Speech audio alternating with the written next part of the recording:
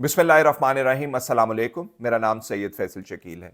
Islamabad high court के जज justice सरदार एजाज इसहाक खान साहब ने आज सुपरिटेंडेंट अडयाला जेल को कहा कि इमरान खान साहब को पेश करें, और वो जी सिक्योरिटी के खदशात हैं, पेश नहीं किया जा सकता। जज साहब ने कहा वीडियो लिंक के जरिए पेश कर दें। सर, वो भी नहीं पेश कर सकते, लिंक नहीं है। अदालत ने फिर इसके ऊपर क्या अहकामात जारी किए? पिछली समाअत के हवाले से, इस केस के हवाले से उन्होंने कहा था कि सुपरिटेंडेंट साहब, आप क्यों उलझ रहे हैं? हमें पता है ये केस कहां से हैंडल हो रहा है, वो कहां से हैंडल हो रहा है, कहां से नहीं, ये आपको बताना है। और साथ साथ जेआईटी के सरबरा जो डीआईजी इमरान किश्वर साहब हैं, उनके रेजिग्नेशन के हवाले से चंद इंपॉर्टेंट डिटेल्स हैं। जेआईटी की तहकीकात और सुप्रीम कोर्ट के अंदर क्या मामला था, इस हवाले से पंजाब हुकूमत क्या कह रही थी, को दोनों मामलों के अंदर क्या रब्त है या नहीं है, उस हवाले से अपडेट करना। और इमरान खान साहब ने खुद ही अडयाला जेल से अपने हवाले से जो हालात हैं उनको उजागर किया है और कहा है कि मुलाकातें नहीं होने दी जा रही। और दूसरी तरफ इस्लामाबाद हाई कोर्ट के अंदर एग्जैक्टली यही समाअत है जिसके ऊपर आज जस्टिस सरदार एजाज इसहाक खान साहब ने अदालती कमीशन जो है वो कायम कर दिया है और अगली बुध तक ये समाअत मुलतवी कर दी गई है। और इसमें उन्होंने कहा है कि बादिउल नज़र में कॉन्टेम्प्ट ऑफ कोर्ट है।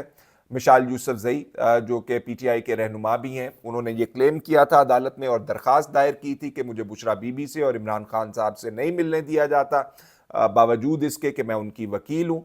जिसके ऊपर ये कहा गया था कि ये तो हर रोज़ जो है नया वकालतनामा लेकर आ जाती हैं और साथ इमरान खान साहब के हाथ से लिखी हुई और दस्तखत शुदा सुपरिटेंडेंट जेल साहब ने एक लिस्ट जो है अदालत को फराहम की थी, जिसमें उन्होंने कहा था कि इमरान खान साहब इन लोगों से मिलना चाहते हैं, ये उनके वकला हैं, इनके मुताबिक ही हम मुलाकातें करवा रहे हैं। तो जज साहब ने सिग्नेचर्स जब देखे थे उस लिस्ट के, तो उन्होंने ये सवाल किया था कि क्या ये इमरान खान साहब के सिग्नेचर्स हैं? तो उसके ऊपर उन्होंने कहा था जी जी जी उन्हीं के सिग्नेचर्स हैं। तो आज ना पेश किया गया, ना वीडियो लिंक के ऊपर बात करवाई गई और ना ही अदालत के पिछले हफ्ते के हुक्म के मुताबिक मिशाल यूसुफजई की मुलाकात करवाई गई है, जिसके ऊपर अदालत ने कहा है कि हम अपना कमीशन भिजवाते हैं, मामलात खुद जो है हम देख लेंगे कि इमरान खान साहब क्या कहते हैं और क्या नहीं कहते। ये इसलिए जज साहब ने कहा क्योंकि सुपरिटेंडेंट साहब ये कह रहे थे कि जी ये मिलने तो आई थी इमरान खान साहब से अदालती हुक्म के तहत, तो वो इमरान खान साहब ने और बुशरा बीबी ने कहा कि नहीं, ये हमारी वकील नहीं है। तो अदालत को मिशाल यूसुफजई की तरफ से ये बताया गया कि जी मुझे बिठा बिठा के इन्होंने वापस भेज दिया। तो आज अदालत के अंदर मामलात जो थे वो फिर कमीशन की तरफ चले गए और पिछली जो प्रोसीडिंग्स थी उसके अंदर अदालत ने ये कहा था कि जब ये दोनों पटिशनर्स और सुपरिटेंडेंट के जो जेल हुकाम हैं वो आपस में उलझ रहे थे, तो जज साहब ने कहा यार आप आपस में क्यों उलझ रहे हैं, हमें ये पता है कि ये केस कहाँ से हैंडल हो रहा है, आप लोग और हम लोग एक कश्ती के सवार हैं और ये दूसरी कश्ती के मामलात हैं, वहाँ से मामलात जो है गोया उन्होंने इस्टेब्लिशमेंट का जिक्र किया था आज। और आज जो है इज़ नॉट बैकिंग डाउन, उन्होंने कहा कि मैं देखूंगा और ये मामला तौहीन अदालत का है। तो इधर से ये हो रहा था, तो दूसरी तरफ से इमरान खान साहब का जो पैगाम है वो रिलीज कर दिया गया है अडयाला जेल से, और उसमें इमरान खान साहब ने ना सिर्फ मुल्क में दहशतगर्दी के हवाले से बातें की हैं, बल्कि उन्होंने जेल के हवाले से जो मालूमात दी हैं वो उनका कहना है कि मुलाकात जो है मेरी नहीं कराई जाती। जिस तरह आज अदालत के अंदर भी कहा गया शुएब शाहीन जो कि पीटीआई के वकील हैं उनकी तरफ से कि जो पॉलिटिकल लीडरशिप है उससे तो बिल्कुल ही मुलाकात नहीं होती। तो इमरान खान साहब ने अपने मैसेज में कहा है कि अकॉर्डिंग टू जेल मैनुअल मेरी जो 90 दिन के अंदर हैं कुछ 72 आवर्स की मुलाकातें 72 घंटे की बुशरा बीबी से वो नहीं होती हैं। साथ साथ उन्होंने कहा है कि मेरे बच्चों से मुलाकातें जो हैं टेलीफोनिक जो गुफ्तगू है वो भी नहीं करवाई जाती। उन्होंने कहा जी 4 दफ़ा करवाई गई है, हालांकि ये ज़्यादा दफ़ा करवाई जानी चाहिए। और जेल में बदतरीन हालात हैं और मेरे बुनियादी हुकूक जो हैं वो मुझे डिनाई किए जा रहे हैं और मुझे मुलाकातों के अंदर मसाइल शामिल हैं। तो इधर ये प्रोसीडिंग्स हो रही थी, उधर ही साथ साथ ये पीटीआई की तरफ से ये बयान जो है इमरान खान साहब का रिलीज कर दिया गया है। और जेआईटी के मामलात के ऊपर मैंने आपको कहा था ब्रीफ करना है। ये जेआईटी टूट गई है। जेआईटी के जो सरबराह थे डीआईजी इमरान केशवर साहब, उन्होंने जो रेजिग्नेशन लिखा है उसके अंदर उन्होंने कहा है जी कि मैंने अपनी जो ड्यूटीज सर अंजाम दी हैं वो अपने हल्फ के मुताबिक हल्फ की पासदारी करते हुए गैर मुतजलजल अज़म के साथ की, और कई दफ़ा ज़ाती तौर पर मैंने कीमत भी चुकाई है। तो अपने रेजिग्नेशन लेटर में उन्होंने ये भी लिखा है कि मैं ऐसे मोड़ पर खड़ा हूँ जहाँ पे मज़ीद खिदमात मुमकिन नहीं। तारीख गवाह है कि मैंने इज़्ज़त के साथ खिदमात सर अंजाम दी। मैं खामोशी से खिदमत नहीं करूँगा। बराए करम मेरा इस्तीफ़ा कबूल करें। अब सुप्रीम कोर्ट के अंदर 9 मई के जो लोग मुलव्विस मुल्ज़िमान हैं उनकी बेल्स के ख़िलाफ़ जो उनको बेल दी गई है, पंजाब हुकूमत सुप्रीम कोर्ट में पहुंची हुई है और कह रही है कि बेलें जो हैं इनको हाई कोर्ट से जो मिली हुई हैं वो कैंसिल करें।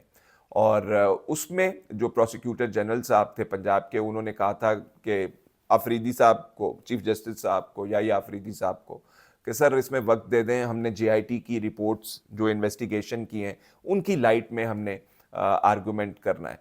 तो उसके ऊपर जब दोबारा केस लगा तो पता चला कि वकील ही बदल दिया है, पंजाब हुकूमत ने एक प्राइवेट वकील ले लिया है। तो उसके बाद ये खबर आ गई कि जनाब जेआईटी के सरबराह चले गए हैं। तो इससे क्या फ़र्क पड़ने वाला है?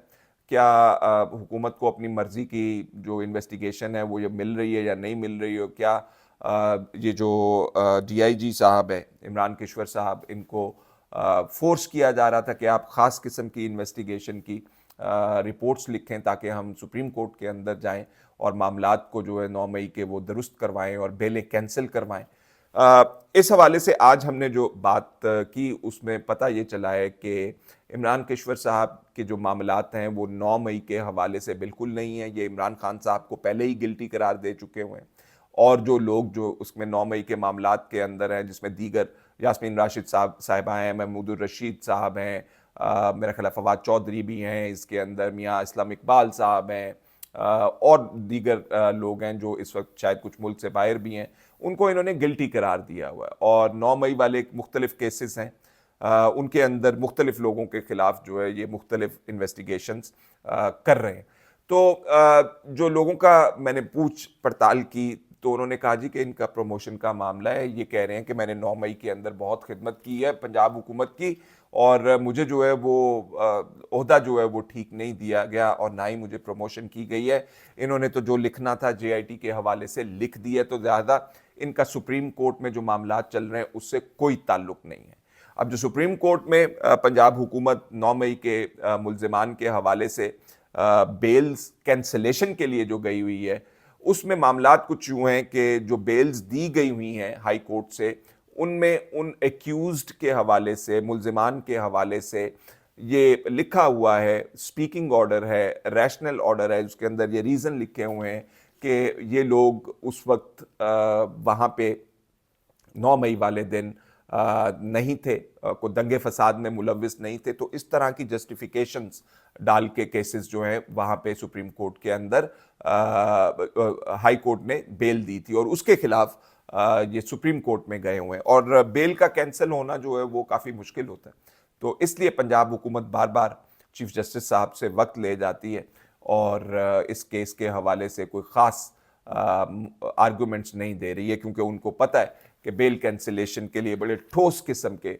शवाहिद चाहिए होते हैं, जिसमें ये होता है कि क्या एक्यूज़ ने वॉयलेशन की अपनी बेल की, क्या मुल्ज़िमान ने दोबारा 9 मई जैसा कोई वाक़या किया है, क्या ऐसी बात की है जिसकी वजह से बेल इनकी कैंसिल की जाए।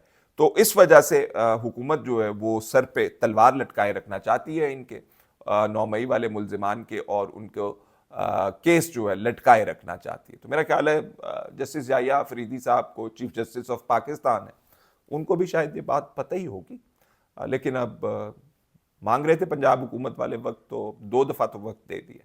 देखते हैं आगे क्या होता है। फिलहाल इतना ही, इजाज़त दीजिए, अल्लाह हाफ़िज़।